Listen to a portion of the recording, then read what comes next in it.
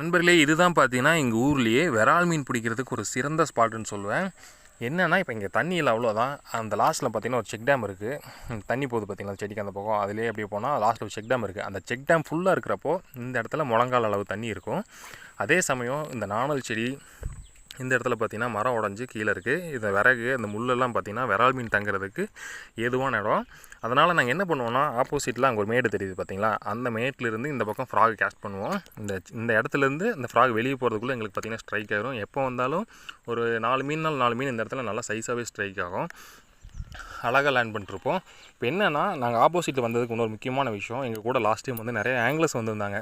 அவங்களும் பார்த்திங்கன்னா விரால் மீன் பிடிக்கல ரொம்ப பயங்கர இன்ட்ரெஸ்ட்டு. புதுசாக ராட் அண்ட் ரீல் வாங்கி ட்ரை பண்ணுறவங்க நிறைய பேர் லாங் டிஸ்டன்ஸ் வீசி பழகிறேன்னு சொல்லிட்டு இந்த இடத்துல வீசி அவங்களோட ஃப்ராகை அந்த முள்ளு செடியில், அப்புறம் பார்த்திங்கன்னா அந்த பக்கம் மரம் இருக்குது, அந்த மரத்துலலாம் ஃப்ராக் நிறைய மாட்ட வச்சிட்டாங்க. அந்த ஃப்ராக் எடுக்கிறதுக்காக தான் இன்றைக்கி நான் ஆப்போசிட் சைடு வந்திருக்கோம். அந்த ஃப்ராகில் பார்த்திங்கன்னா எங்களுக்கு 3 ஃப்ராக் எனக்கு கிடச்சிருக்கு. ஒன்று வந்து வண்டு ஃப்ராக் பிளாக் கலரு, இன்னொன்று வந்து சீட்டோ. இந்த ஃப்ராக் பார்த்திங்கன்னா கீழே லெட்டு துரு பிடிக்கிற அளவுக்கு தண்ணிக்குள்ளேயே இருந்திருக்கு. இது பார்த்திங்கன்னா ஜாவா ஃப்ராகு. இது வந்து ஹூக் குவாலிட்டியில் இப்போ நல்லா தான் இருக்குது. அதே சமயம் பார்த்திங்கன்னா பாடியில் சின்னதாக ரஸ்ட்டு ஃபார்ம் ஆகிருக்கு, அவ்வளோதான், மற்றபடி ஒன்றும் கிடையாது.